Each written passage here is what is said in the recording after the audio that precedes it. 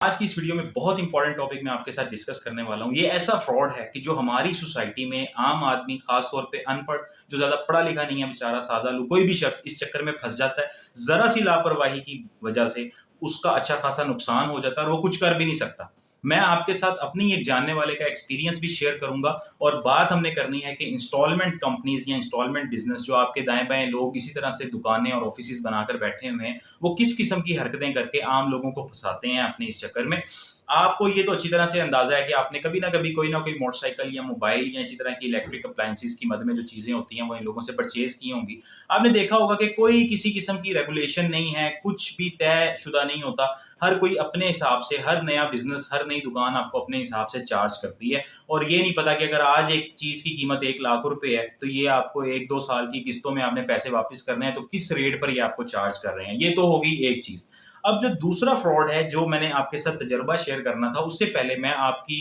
तवज्जो दिलाना चाहूँगा उस चीज़ की तरफ कि आपने देखा होगा जब भी आप बैंक में जाते हैं या आप सिम निकलवाने जाते हैं, तो आप अपना आईडी कार्ड की कॉपी आपको देनी पड़ती है। इसी तरह कुछ और इदारों में भी आपको ये काम करना पड़ता है। वहाँ पे आप शायद खुद भी ये प्रैक्टिस करते हो किसी की देखा-देखी, लेकिन आपने अक्सर लोगों को देखा होगा कि लोग जब अपनी आईडी कार्ड की कॉपी किसी को देते हैं, तो उसे क्रॉस कर देते हैं और उसके ऊपर लिख देते हैं कि वो किस पर्पज़ के तहत ये कॉपी आगे दे रहे हैं। ये बहुत अच्छी प्रैक्टिस है। अगर आप ये काम नहीं करते तो इसको लाज़मी तौर पर अपना लें। इसको एक लाज़मी जुज़ बना लें अपनी रोज़मर्रा की सरगर्मियों का। जब भी कभी आपको अपने पर्सनल डॉक्यूमेंट्स या उनकी फ़ोटोकॉपीज़ किसी के हवाले करनी पड़े, ख़ास तौर पे फ़ोटोकॉपीज़ जब भी आप किसी को दें, तो उसको इसी तरह से क्रॉस करें कि उसके ऊपर डिटेल्स तो विज़िबल रहें, लेकिन ये चीज़ प्रोमिनेंट हो जाए, ये वाज़िया हो जाए कि इसको क्रॉस किया हुआ है और इसके ऊपर आपने लिख दिया है कि मैं ये बैंक में दे रहा हूँ। डेट भी आप उसके ऊपर मेंशन कर दें कि मैं आज की डेट में ये बैंक में दे रहा हूँ और उसके ऊपर पर्पस भी लिख दें कि मैं क्यों दे रहा हूँ, अपनी आईडी कार्ड की कॉपी क्यों दे रहा हूँ। इसी तरह खास तौर पे चेक के हवाले से जिन लोगों ने जो चेक बुक यूज करते हैं या नहीं करते, अकाउंट खुलवाया और शौक शौक में चेक बुक भी बनवा ली,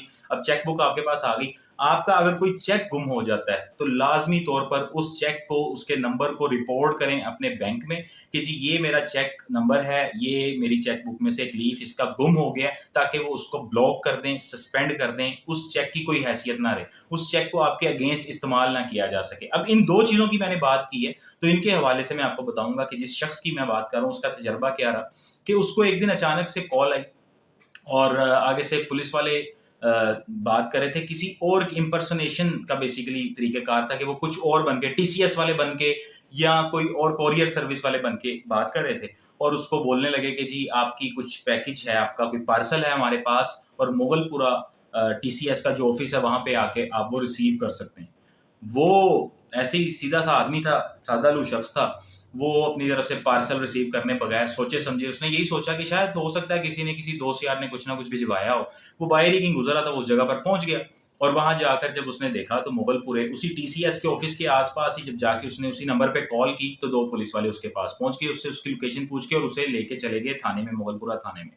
वहाँ पे जाके उसे बताया कि आपके खिलाफ एफआईआर है और बाकायदा तौर पे मुकदमा दर्ज हुआ है, आप तो इश्तिहारी हो और आप भागे हुए हो, आपने फ्रॉड किया, आपने किसी के पैसे देने थे, वो पैसे आपने नहीं दिए। अब उस शख्स को कुछ याद नहीं है, कुछ पता नहीं है कि ये मुझे क्या पूछ रहे हैं, क्या नहीं पूछ रहे। उसने तफ़सील तलब की कि मुझे बता दें, उसको तो ये भी नहीं पता था कि मैंने एफआईआर माँगनी है या क्या माँगना है। बहरहाल उसने जब तफ़सील पूछी तो उसे वो एफआईआर की कॉपी दिखा दी गई जिसमें उसके खिलाफ ये मुकदमा बनाया गया था कि इसने किसी इंस्टॉलमेंट कंपनी से किस्तों पर मोबाइल लिया है और उसकी पेमेंट जो है वो मुकम्मल नहीं की। अब उस एफआईआर के साथ जो सिर्फ़ एक सबूत लगा हुआ था ना, वो यही था कि उसकी चेक बुक की एक वो लीफ जो था, एक चेक उसका साथ में लगा हुआ था और उसके ऊपर उस मोबाइल की टोटल कीमत लिखी हुई थी, जो कि उस शख्स के मुताबिक उसने खुद से फ़िल नहीं किया।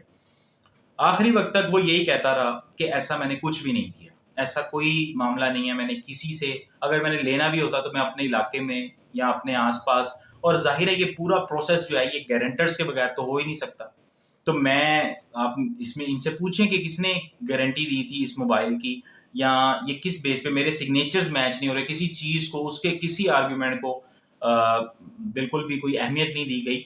और उसकी सेटलमेंट करवाई गई उस फ्रॉड बिज़नेस के साथ, उस फ्रॉड इंस्टॉलमेंट जो भी वो बिज़नेस रन कर रहा था, वो बेसिकली गार्डन टाउन का कोई फैसल इलेक्ट्रॉनिक्स वाले थे और उसके अगर आप गूगल पे भी रिव्यूज़ पढ़ें तो आपको इसी तरह की चीज़ें नज़र आएँगी कि कुछ सैटिस्फैक्टरी रिव्यूज़ उसके नहीं हैं उस बिज़नेस के। तो उसने इस तरह से ये कार्रवाई डालकर उस बंदे को फँसाया और उसके साथ ये किया कि फिर उसने उसके पैसे दे के उसकी जान छुड़ी। मोबाइल की जो कीमत बन रही थी उस वक़्त के हिसाब से, वो कीमत उसने दी और ज़ाहिर है फिर उसमें जिसने सेटलमेंट करवाई थी ऑफ़िसर ने, उसका भी कुछ ना कुछ हिस्सा होगा और बहरहाल इस तरीके से उसकी जान छुटी। तो अब ये सारी कहानी सुनाने का मकसद आपको सिर्फ़ ये था कि आप जब भी इस किस्म का कोई डॉक्यूमेंट या कोई ऐसी चीज़ किसी के हवाले करें, तो ये चीज़ ज़हन में रखें कि ये आपके खिलाफ इस अंदाज़ में इस्तेमाल हो सकती है। उसके ऊपर लाज़मी मेंशन करें कि आप ये किस मकसद के तहत किसी को दे रहे हैं और अगर ऐसी कोई चीज़ गुम जाती है तो उसकी लॉस रिपोर्ट करवाएँ। या तो थाने में उसकी लॉस रिपोर्ट करवा दें या फिर अगर वो ऐसी चेक जैसी कोई चीज़ है तो फिर उसको आप बैंक में रिपोर्ट करें और उसको सस्पेंड करवाएँ। जैसे एटीएम कार्ड वगैरह लोगों के गुम जाते हैं तो उसे फौरी तौर पे आपको ब्लॉक करवाना चाहिए ताकि आप ऐसी किसी भी